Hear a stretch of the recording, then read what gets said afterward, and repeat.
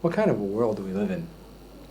A person looks at the news, sees all kinds of difficulties happening in the world, all kinds of tragedies and traumas. The truth is that when you look at the news, it's all tragedies and traumas. Now, that would be bad enough.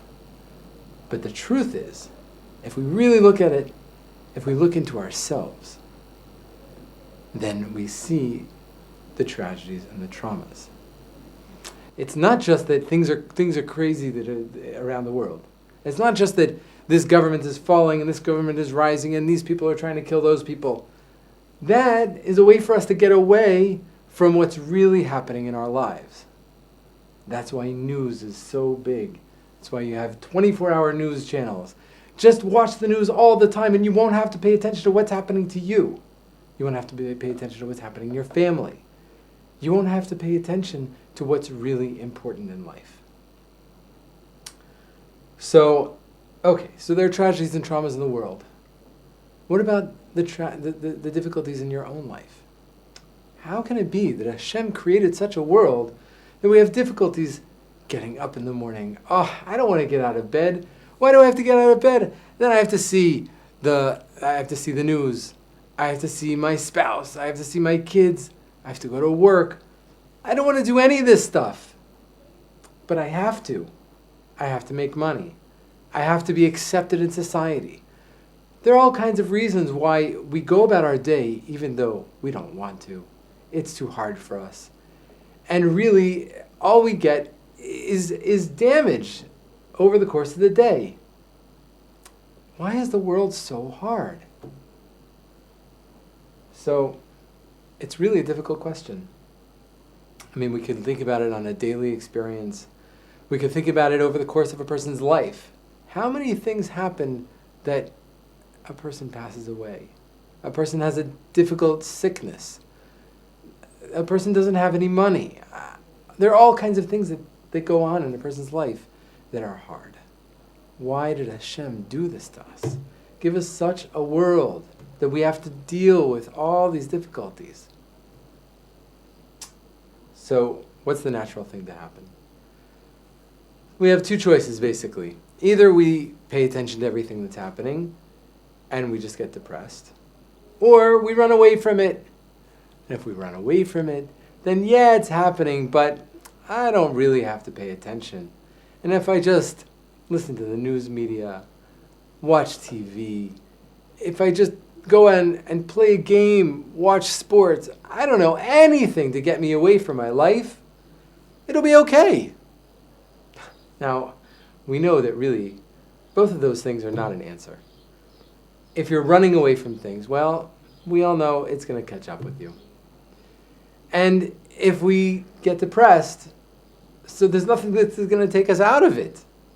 How do we get a balanced approach to the difficulties of life? Because they are there. And if we're here and Hashem put us here, then He put us here for the purpose of understanding and of finding the correct way of approaching life. So that, yeah, the difficulties aren't going to stop. The traumas aren't going to stop. But we'll be able to deal with them appropriately. So, in Torah 65, Rebbe Nachman teaches us about nisyonot, about difficulties, about challenges. Rebbe Nachman says, he quotes the Gemara, it says on the pasuk, Bayom hahu yeh Hashem echad u'shmo echad, that in the end of days, Hashem's name will be one. What does that mean? It means that today, Hashem's name isn't one.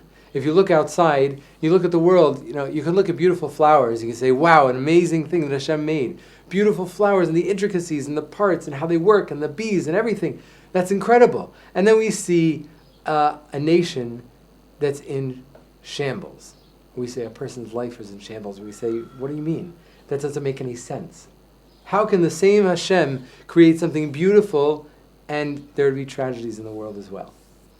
So the Gemara tells us, so today, it doesn't seem like Hashem's name is one because we see the difficulties. In the end of days, His name will be one, which means, as the Gemara says in Psachim, that when a person makes a bracha today, on something good that happens, they say Hatov Ha'Meitiv. If something bad happens, we say Dayan Ha'emet. I don't understand. Hashem knows the truth. But in the end of days, we're going to make one bracha on both the good and the seemingly bad. It's going to be Hatov Ha'Meitiv. What does that mean? The approach that we take is going to be, it's all good. Why? Because we'll see the purpose of everything. The tachlit, the destination of the world will be clear to us, and we'll see that Hashem is behind everything that's happening in the world.